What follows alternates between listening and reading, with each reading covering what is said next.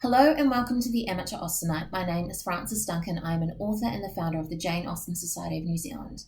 My co-host is my friend Sian. Good morning. And today we're discussing Chapter 14 of Mansfield Park by Jane Austen. In Chapter 14, they settle on a play, The Scandalous Lover's Vows. There's much talk about who is going to play who. Julia gets in a fit and leaves. Then Fanny picks up the play and discovers what it's about and is appalled. I love this chapter. Yeah? She's spot on those conversations you have with people, as you said, that polite argument discussion where you're constantly giving way. A short parley of compliment. Yes. And then you've also then got people who, under the guise of actually trying to compliment and persuade people that that role's not really, it's because they have an own ulterior motive. And we do it in our own lives, don't we, sometimes? You don't really want that piece of cake because you'd like the second piece of cake, but this is all the way through, the machinations. And meanwhile, Fanny's watching and she's amused. And now I like that because I think these things are really difficult to portray in film, and I suspect this is part of the reason why she comes across as weak quite often. But she's watching that, and Jane Austen says she's amused, as you would be as an observer. She sees what's going on. Fanny looked on and listened, not unamused to observe the selfishness which, more or less disguised, seemed to govern them all.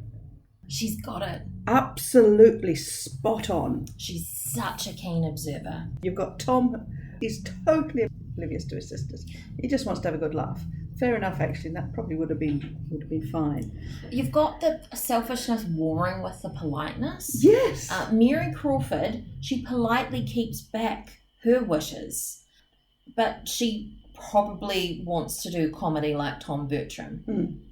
The two sisters, looking anxious, each felt the best claim to Agatha and was hoping to have it pressed on her by the rest. It's fabulous. You just have to really listen to it and you can observe it. You can see it happening. They go through this whole scroll of plays before finally settling on, by chance, from Tom's perspective, Lover's Vows. And I imagine they're all quite well-known plays. We don't know. We know the Shakespeare, but we don't know the other ones. I know The Rivals and School for Scandal. I haven't heard of Douglas nor The Gamester. What about Wheel of Fortune or Heir at Law? Neither of those two. And Along, etc. So there's obviously a lot of them. What's interesting, though, is they must have these plays in the library at Mansfield Park.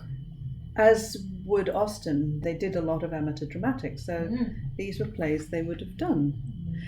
It comes on later towards the end, skipping a bit, which we'll go back to.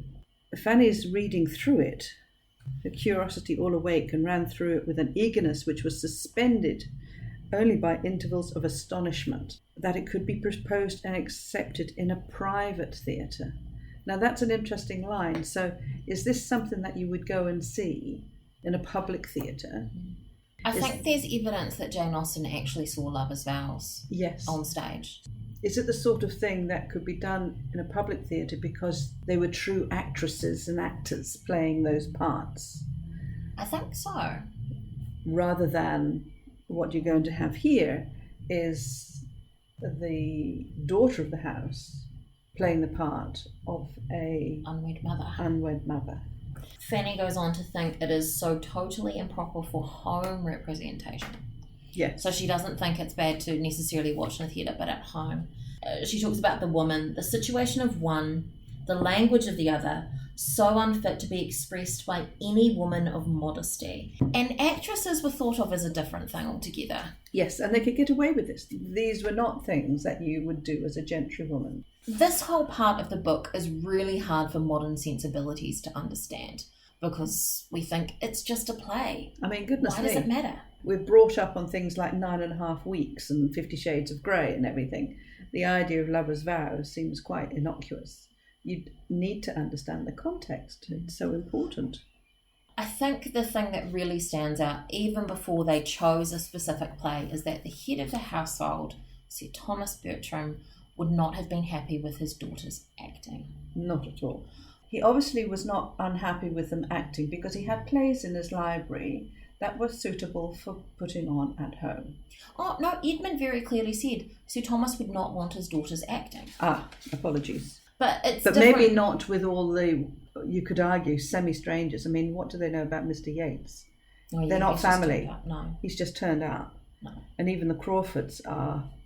New? They've only been around for like 8 weeks. They're not family and they're not long-standing friends. But And yeah, Mr. Rush was as thick as two short planks, really. I think it's different when they're children to be acting, but when they're grown women, certain conduct is expected of them. And I think particularly with anything like some of these parts, young married women should not be playing some of these parts. Actresses were not thought better than almost prostitutes. A lot of men had mistresses that were actresses. And pretending to be one for a woman of a certain rank is not okay. No. They're going full tilt into this though. They enlarge their plan and expense, and within 2 or 3 days they've already making curtains and making a stage. Hired the carpenter and they still haven't chosen their play. And an enormous roll of green baize from Northampton, with a saving by her good management. And we both looked at each other when you struggled to say determinateness. We would say determination now, wouldn't we? Yes. So I really must look, because that's never seen that written down. Is that an archaic form? Must be, because it's certainly not something that we would use now. That's the interesting thing with Austen. When you read her, you kind of skip over the words that you don't know. But when you read her aloud, you stumble over them and go, I actually am not sure what that means. I'm actually not sure how to say it. But when you're just not reading aloud, you're just reading quietly, your brain will skip over it and fill it in. It'll go, I know what that means by context. Yes. Therefore, I do not need to actually look at that word itself. Mr. Yates is super excited that they decide to do Lover's Vows, because then he can be the Baron.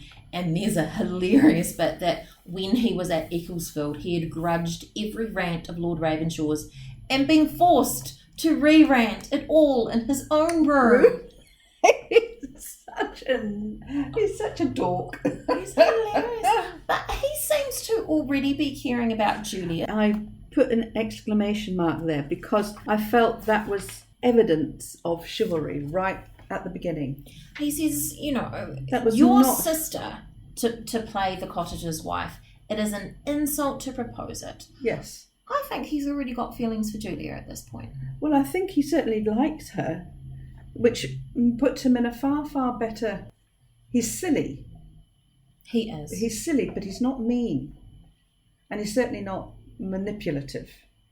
I mean, he's so obviously out there. He's not manipulative. And we see Mr. Crawford very clearly trying to manipulate Julia. Goodness me. But she sees it too. I know, and that's the other thing. She glances at Mariah and there's a smile of triumph for Mariah, and she knows that it's a scheme, a trick, it's injury to herself. Yes. She can see what he's about now. She's becoming much more observant. And while she's still young, she still wants to do these wonderful parts.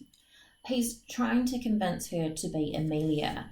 He was only trying to soothe and pacify her and make her overlook the previous affront. She distrusted him. I love that line she comes in with. You do not seem afraid of not keeping your countenance when I come in with a basket of provisions. But it is only as Agatha that I was to be so overpowering. And Mr. Crawford looked rather foolish. Yes.